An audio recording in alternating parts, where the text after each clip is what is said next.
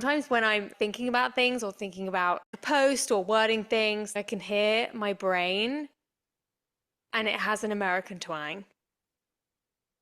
But Interesting. that kind of sounds like I have voices in my head and I don't have voices in my head. I think it just shows how much I absorb that's American. Mm.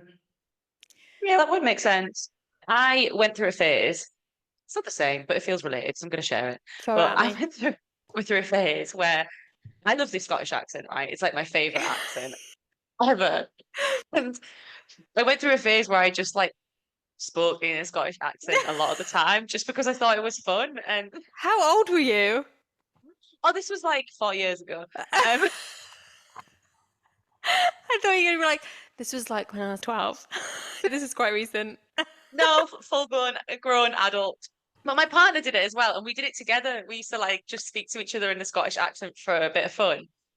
And then because we started doing it so often at home, I started to just do it out in public accidentally. And I remember once walking into his mum's house and speaking to him in this Scottish accent, and she was just looking at me like, "Are you okay, Rebecca?" Like, and that was the wake up call that I needed to stop doing that. Um, There's a problem here. yeah. And when we went to Scotland, we went to Glasgow Oh for my a God. weekend, and I just started doing it because it just made me. I got excited by the You're in accent. the environment. You can't help it. It comes out. Exactly. And my partner was like, Rebecca, you need to stop doing that because people are going to think you're taking the mick out of them. Oh yeah, that's true. Oh Yeah. yeah, I didn't think of it like that. But I was so sure that my Scottish accent was that good, I could blend it in. He was like, it's really not. You think you're better than you are. Exactly. Actually, the opposite of what we're going to talk about today. What are we talking about today, Becca? Drum roll. We're going to talk about perfectionism. Yes, which I realize we haven't massively touched on yet, even though it's one of our focus points for this podcast and something that we connected to. Yeah. Connected on, sorry. Yeah. Because I guess I feel like I struggle with perfectionism and I feel like it was linked into my eating disorder, body image issues, and post eating disorder. Now, in a recovered life, I still feel like I struggle with perfectionism, but just in different areas of my life. And I think that's how we connected, didn't we? Because I don't want to speak on your behalf, Katie, but I believe that you like the idea of perfectionism resonates for you. Yes, I never thought of myself as a perfectionist because I very rarely do things perfectly. If ever, do I do things perfectly. So in my head, I was like, I'm not a perfectionist because I'm rubbish at everything. I think my automatic view of perfectionism was high achieving, and I am not that. My perfectionism very much showed up as unless I can do something perfectly, I will not do it. And it Yeah. held me back from doing anything outside of my comfort zone, doing anything that I thought I may look stupid or I may look silly or I may look bad at. My perfectionism actually kept me in a very small little bubble of my life. I stay within my own little remit of what I feel like I can do. Anything outside of that feels like there's too much risk of me not doing something perfectly, so I cannot even try it. Yeah. Like paralysis of perfectionism. Yeah. Yeah. I have experienced that for sure. But I think actually, I really just want to pick up on what you said there. I didn't think I was a perfectionist because I didn't do anything perfectly. I have had that thought many a times too. And I think actually that's a really easy trap to fall into as a perfectionist because, well, what is perfection? Can perfection even ever be achieved? Not really. Perfectionism is this constant striving to always feel Mm. like you need to do more. For me, anyway, it comes from feeling like I always need to do more. I always could do better. I always need to work harder because what I've done is never quite enough. I could always have more to give and it could always be better. Therefore, in my mind, I'm not doing everything perfectly. So I'm not a perfectionist, but actually it's that striving to be able to do it perfectly, whatever that looks like, that is the perfectionism itself. I don't know if I described Yes, that very well. you did. You're exactly right. When you articulate it like that, the way I think as well, which I think a lot of this is hindsight, is I wonder if in some ways, and I don't know if this is going to come across right, so you're probably going to have to help me here, Becca, but in some ways, it felt like an excuse to not try. If I fail, I can't handle that, so I just won't even bother attempting these things. And it showed up in absolutely through body image, and it showed up through ways in which I carried myself. Like the idea of being in social situations and feeling like I wouldn't be able to articulate myself and I would make a stupid comment or I wouldn't be able to get my words out. And so I would avoid social situations because I felt like I wouldn't be able to present myself as my best version of myself. I don't even know what the best version of myself was, but I had an idea in my head of this version that is the best version of me, and the fear of not matching that and not meeting that, and I guess the disappointment as a result of that would lead me to isolate and really shrink my world so that I didn't have to face that. Yeah, yeah. At the start of that, you said it felt like an excuse to not do something, Yeah. more or less, those words. Actually, as you went on to explain that further, what I was hearing was it was a protective thing because Yes. there was a fear that I was going to be humiliated or ridiculed or rejected or whatever that is. And it was an excuse to not do something, but it was a way of protecting yourself from that happening, like an avoidance strategy, really. I don't want to experience that fear, so I'm just going to avoid doing it because I can't do it to the standard that I think Yes. I need to do it to. Yes. I think of black and white thinking, that kind of unknown of maybe not being amazing at something, but not necessarily being bad at something, just being mediocre. I could not, I just, I couldn't fathom being in that category. And yet that's seemed to be where I was.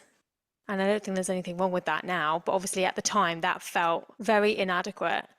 But Mhm. I don't know. I'm trying to figure out, because I don't know. Do you think the fear of, not the fear of, but do you think the perfectionism through the way that I experienced it, of it holding me back, do you think that speaks to living in the grey area?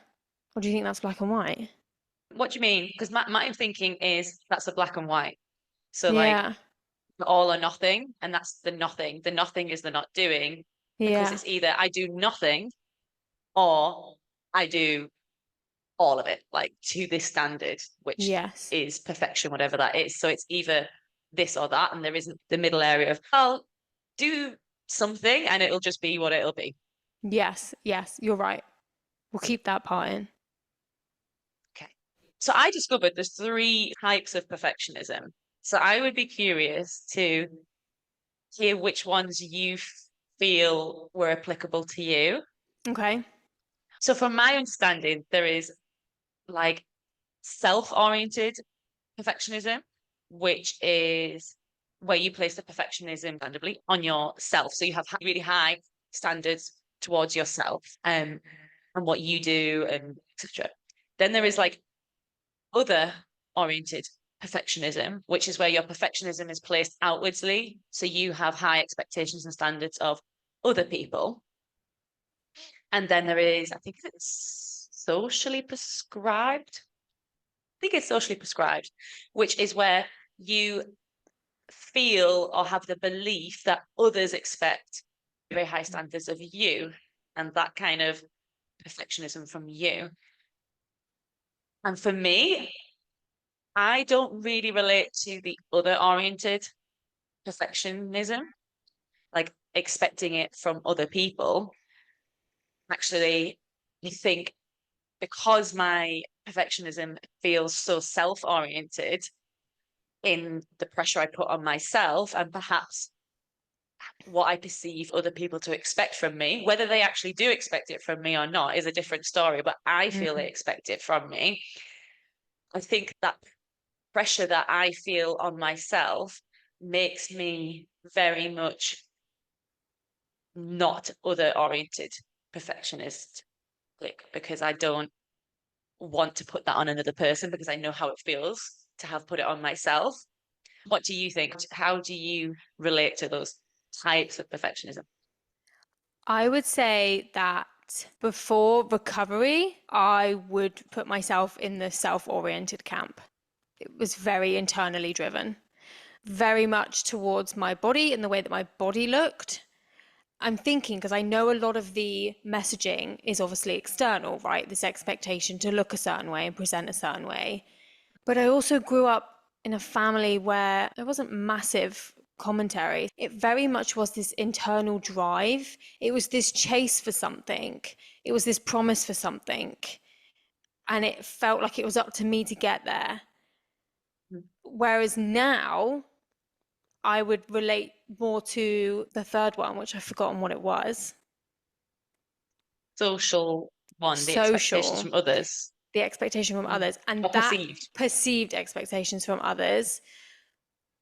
And I think that shows up for me within my business through being on social media, because this is quite a new, I've Mhm. developed a new type of perfectionism where it's actually more about how I'm presenting myself, especially when you're using social media, which can be brutal at times.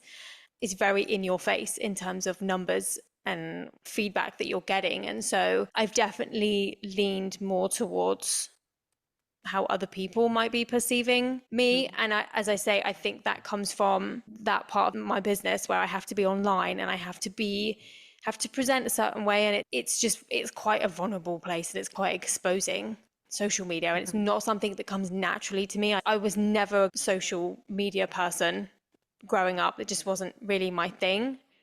So that's very new and that's been quite testing. And that's something that I've only noticed in the past year. Yeah, that's a really interesting observation to see how it's shifted from one perfectionism to another. And obviously, these can coexist as well. Oh, yeah. And I think in parts it does, but it doesn't Mhm. feel the self-oriented doesn't feel, although it can be there, it doesn't feel loud. It just Mhm. is there and I'm aware of it and I can see it for what it is versus the perceived perfection from others. That's something that I fall into without really realizing what I'm doing. Yeah. So it doesn't feel like that loud inner critic as much anymore, is that right? Yeah, I would say. Hmm. Yeah. But that's because the focus isn't on my body anymore. Yeah. And that's where a lot of it projected. See, I relate to what you've said there. I had never thought of it shifting from self-oriented to socially prescribed, but you sharing that has made me think something to contemplate, actually. So thank you. You are Um, welcome. but I definitely feel like my perfectionism shifted from my body and my eating into not so much my career, but into like my academic studies and the pressure I feel to achieve certain grades or to know certain theories and answers and to just feel like I need to know it all. And it's a difficult one because in the field of like training to be a counselor, like that's not an expectation for you to know everything. It's a career that you go into, or a vocation really, which is something you're continuously learning in. But at the same time, the world of academia is very much about like grades and percentages. And there is this that kind of external pressure to pass and to get certain grades. I think that has led to some of that, maybe more of that socially prescribed perfectionism that you've explained there. Hmm. It's interesting you talk about from the academia lens because just was it last week or the week before in the UK, people got their like A-level results and their GCSE results and things. And I remember that time in my life and how I know I was not well during those few years, but I remember feeling like a failure. And so I notice myself now when I'm in conversations with other people and they're talking about grades and there's commentary made, I find myself getting really defensive. Hmm. And I know that in part comes from living the damage of those high expectations. I saw it with friends and I find myself getting worked up about it because, as I say, I felt firsthand the impact of feeling inadequate and feeling not good enough based on something Like that is a measure of only one part of, oh, what's the word I'm thinking of? I don't know. Like it's just a measure of academia. It's not the whole picture. There's more to it. And it was just interesting you talking about how you experience that now Mhm. as an adult. And I wonder, actually, I would like to ask you, did you experience the same when you were doing GCSEs and A levels, or was it new that it's shown up around academia for you? So this is the interesting thing. I didn't really feel that when I did GCSEs, A levels, even my undergrad. I was a conscientious student, I think. I did not care about my grades. I did care about doing as well as I could. But there wasn't this like real heavy kind of suffocating, sometimes paralyzing pressure that I put on myself. That just didn't exist then. Whereas I do encounter that now as an adult. And I'm still trying to get my head around why. When I did like my GCSEs, A levels, and undergrad, that was when I was living with an eating disorder. So that I think that it wasn't placed on grades because it was placed on my body. So that was where my perfectionism was being channeled.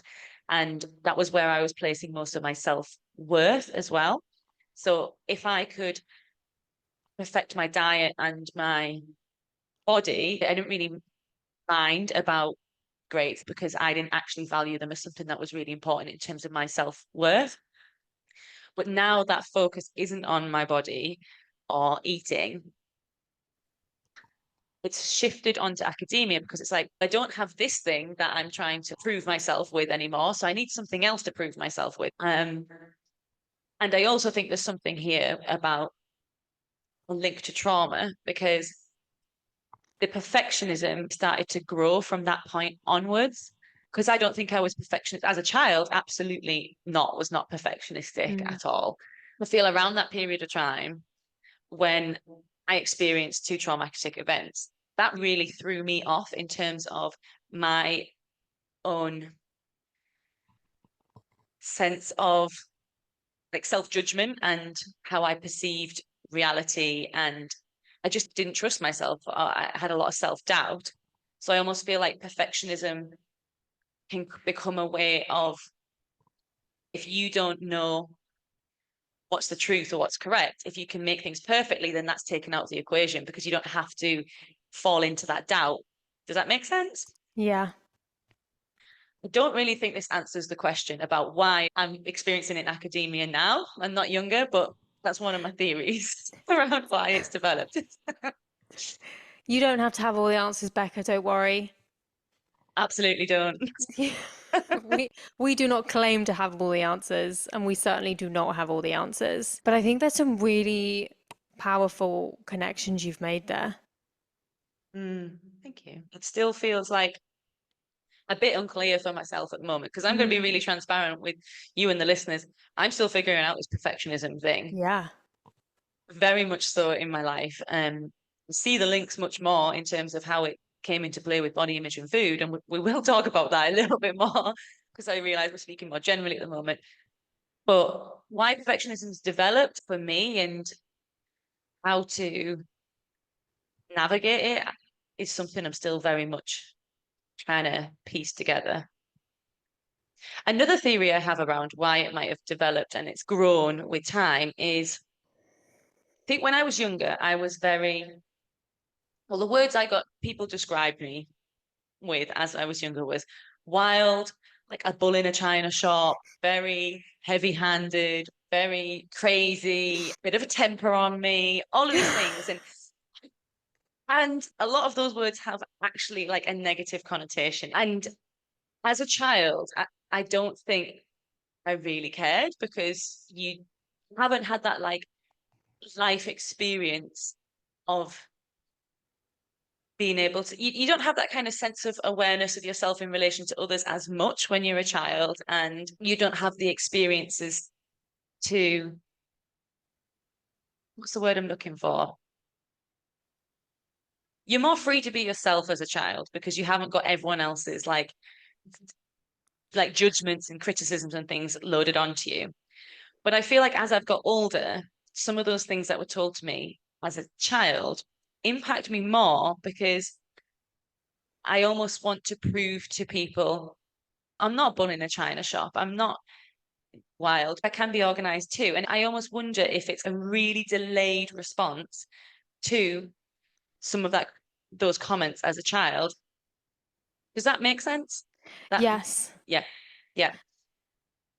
Yeah, go on. You're gonna say something. No, no, it's the way that you spoke of words used to describe you growing up.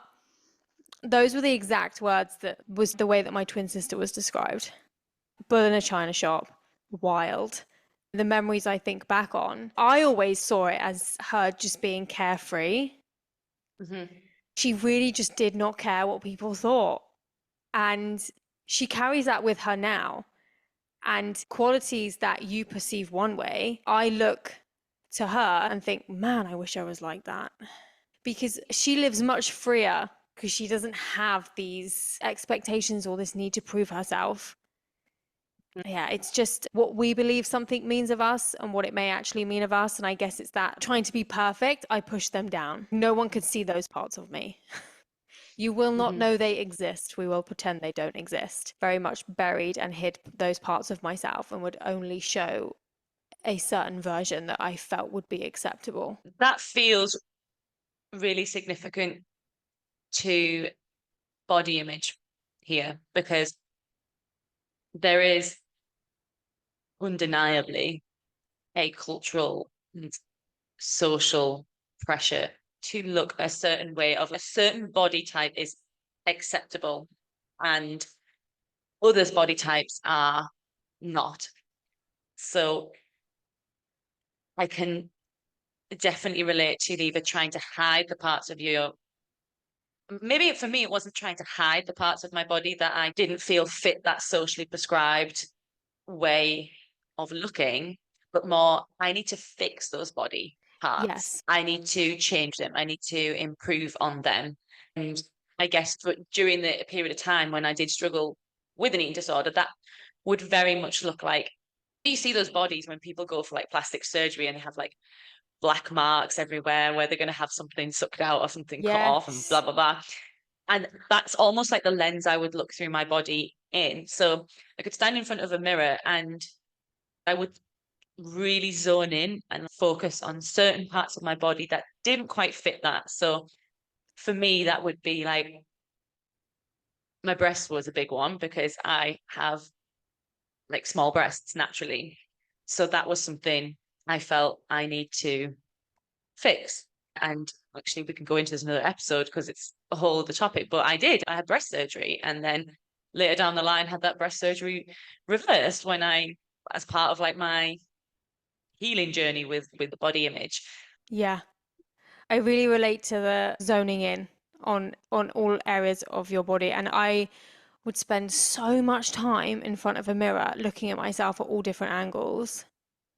And I'm feeling frustrated at times, whereas it looks okay at this angle, but every other angle it looks awful. So this just feels like I have so much work to do. And one of the biggest things for me was actually skin texture, like cellulite.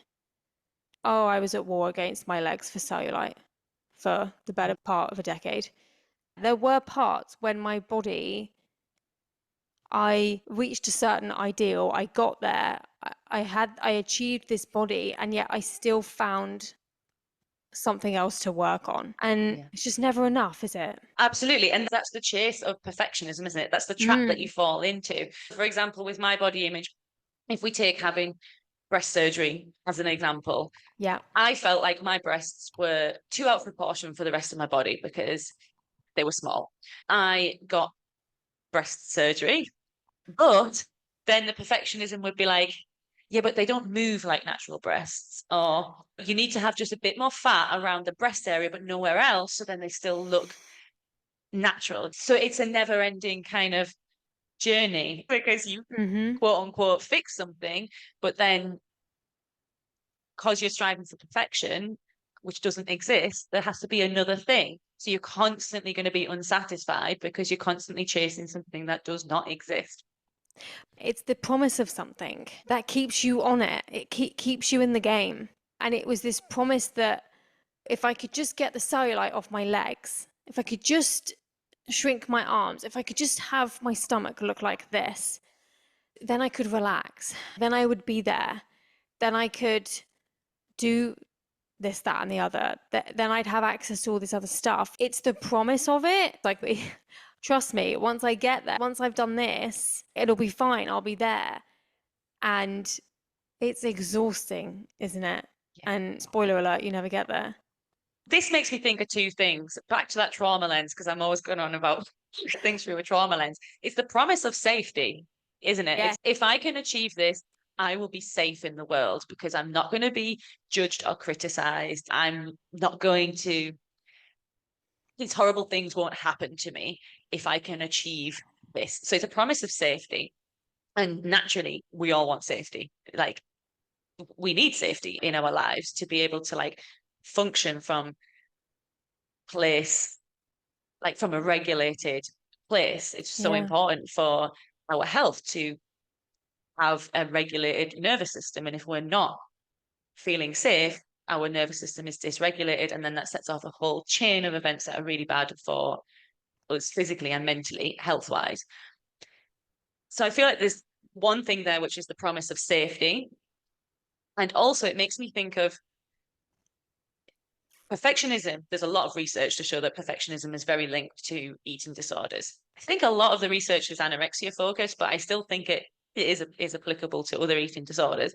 But it makes me think of this magical thinking concept. Like, magical thinking is something that people talk about a lot in terms of, if you look at it from a CBT perspective, it's cognitive distortion, they say. And it's this idea that once something happens, then everything will be fine. So once you've achieved this body, life will be fine and you will have no problems. Or if you can follow this diet down to the T, then all your problems will disappear.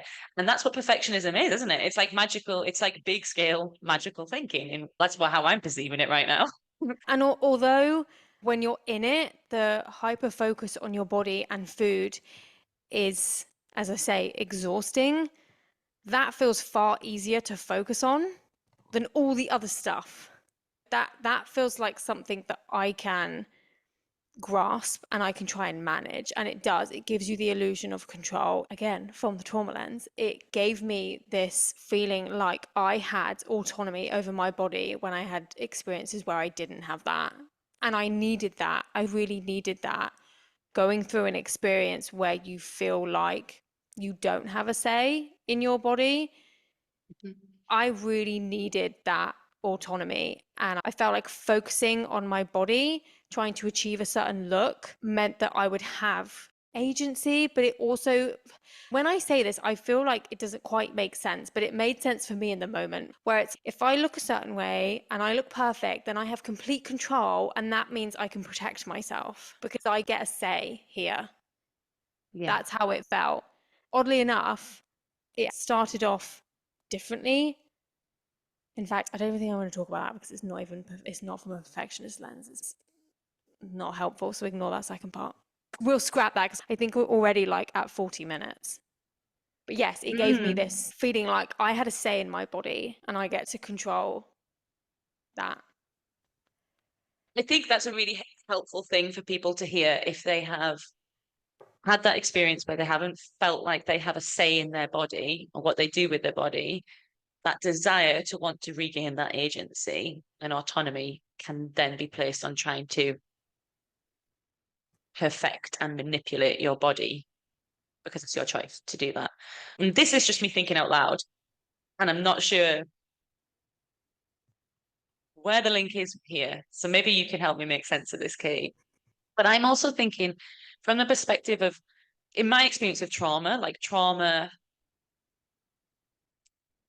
can disconnect you from your body. Mm-hmm. But then at the same time, there's this lead to hyper focus on controlling and manipulating your body to look a certain way. So I'm thinking, is the desire to control your body a way of an attempt, a misguided attempt to try and reconnect with your body without realizing it? Or is it the opposite and it's your way of moving even further away from your body because the body that you had when that trauma existed feels unsafe. So you're trying to change it so you feel safer in this new body that wasn't the body that happened to. Do you know what I mean? I'm like, could it be both of these? Could they exist? Absolutely. Trying to get far away from what your body was. But it's interesting that you talk about the disconnect because the reconnection that happened for me in recovery and the embodiment that I have now, it's like a felt sense. It's something I feel. My actual body doesn't play a massive part in that. Mhm. I've managed to identify the projections I had on my body. And I've managed to separate and untangle a lot of them through time, patience, and a lot of help. So my body has become my body, and I no longer view it as something that caused me pain or how I used to feel like the reason why something happened to me. I think the disconnect as a result of trauma, I think the initial response to that for me was like, it showed up through anorexia and wanting to shrink myself and be as small as possible so I didn't have to even exist, essentially. And then going to secondary school and that kind of doing a 180, and then it becoming, no, people are paying attention to me, I am seen, I need to then look a certain way in order to feel like I have control over my body. I was still completely disconnected. Yeah. In my experience as well, a big part of recovery from an eating disorder and from healing from the traumatic events was learning to reconnect with my body in a safe way, not a punishing way, Mm. like a safe, gentle, nurturing way. And a lot of that was for me through the practice of yoga. And so it's making me think, going back to what I said, is it an attempt to reconnect with your body? Or is it an attempt to change your body and move to distance from your body? It's making me actually wonder if it's actually it's a misguided attempt to connect with your body because you're saying I want to have agency and autonomy over myself. Mm-hmm. Actually, the result is that it's disconnecting you further. And that's why, for both of us, that learning, that embodiment, and being able to reconnect with our body in a safe way was something that really helped. Does that make sense? Because that Yes. felt complicated. Yeah. No, it did. Do you know what I think stumps me?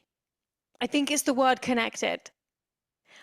Mm. Thinking back to that time before recovery, before any of that, just the thought of being connected to myself and my body felt, ugh, please don't. I didn't want to be in my skin. So I think the word connected, even now, throws me because at that point in my life, I was like, I don't care. I don't want to be connected.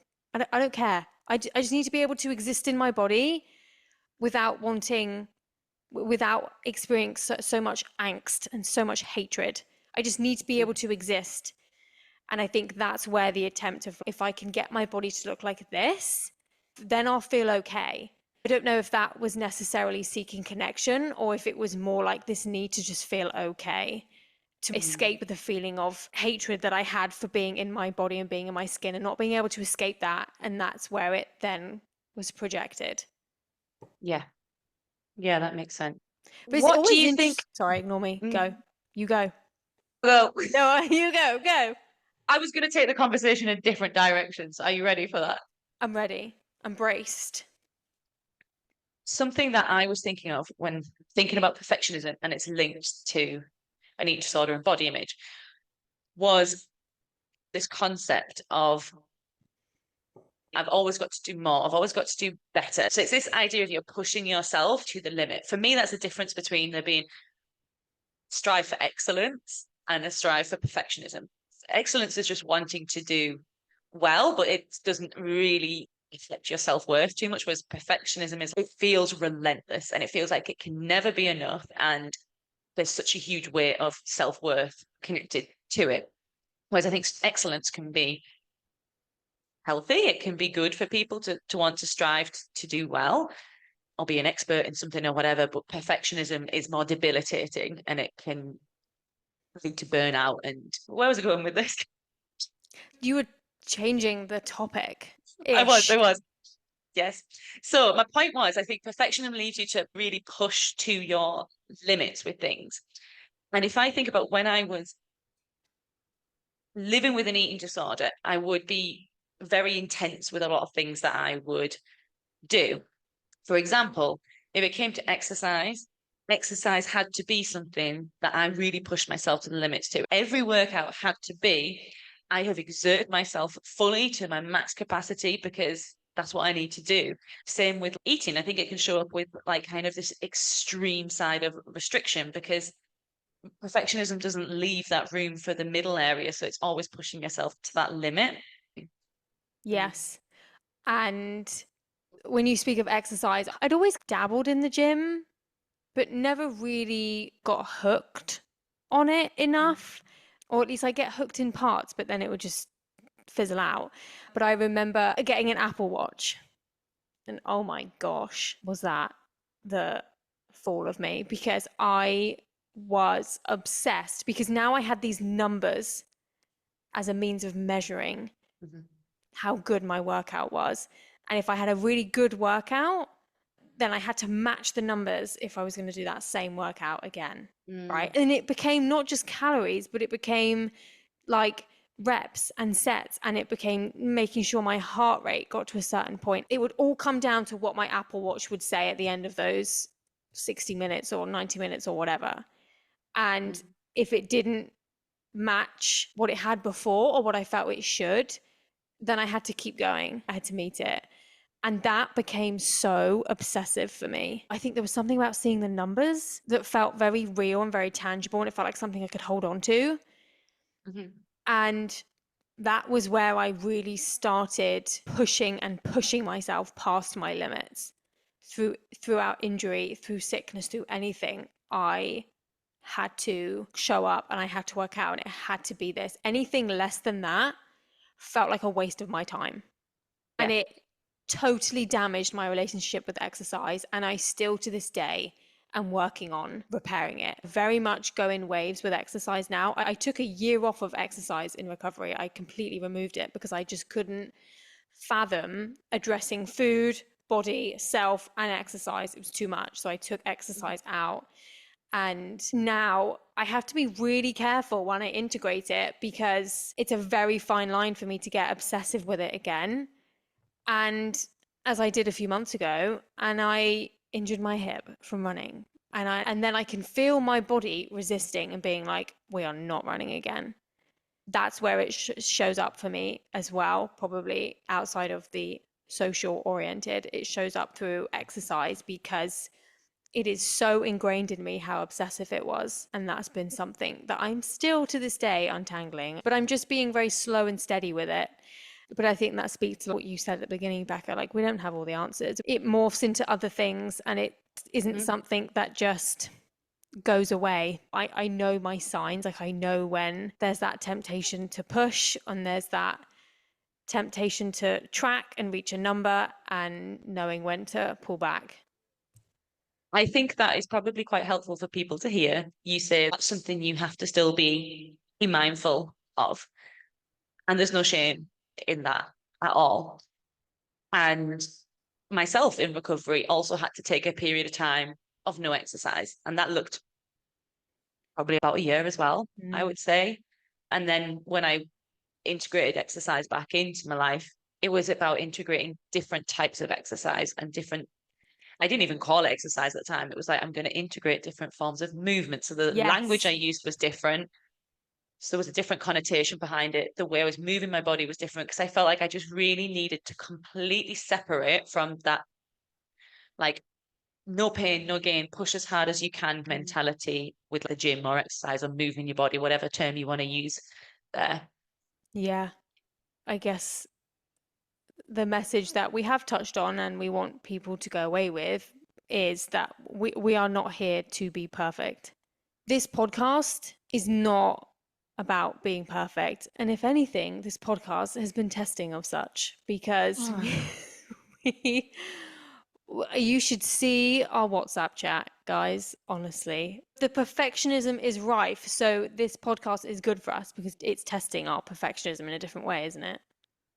Oh, absolutely. I feel like to the listeners, please let us know how you found this episode because I feel like this is the episode I've made the least sense with, and it's Same. been the most chaotic and jumbly. One of the reasons we wanted to do this podcast was to, obviously, there's many reasons, but one of the self-motivated reasons was to try and challenge that perfectionism in myself. Agreed. Yes. And I feel like this podcast helps us do that. And for me, perfectionism is like trying to deny your humanness because you are trying to avoid mistakes, trying to avoid the vulnerability that comes with that. And it's for me that the human traits. So you're trying to deny your humanness, and this is us going, now we're just humans trying to figure this out and share whatever we think might be helpful. Yeah, that's exactly what I was going to say, but you worded it much better. I was going to say we are here, we are human beings, really. And if I let my perfectionism win, we would have recorded 0 episodes by now, and we would have probably attempted to. Actually, we wouldn't have recorded 0. We would have had to re-record many episodes many times if I let my perfectionism win. I was gonna say that's so true. We would have recorded like episode one 10 million times and it still wouldn't be It right. still wouldn't be right. Thanks so much for listening. We, as always, appreciate any feedback and our email. It will be at the end of the video. If you want to reach out and you want to connect, we're always happy to hear from you guys and any recommendations or just listening to your stories and your experiences is really helpful. Do you want to say something, Becca? No, that's it. I'd love to You're hear good? from Yeah, people talk to if us. anything resonates with you. And I'm sure there's going to be many more things to share on this topic as we go. Yes, I think we're going to talk about perfectionism with food. That will be coming up soon as well. So, Part two. thanks so much, guys. See you in the next Next one. day. Have a perfect day. American accent. It's just for you, Katie. Thanks, Becca. Bye. Bye.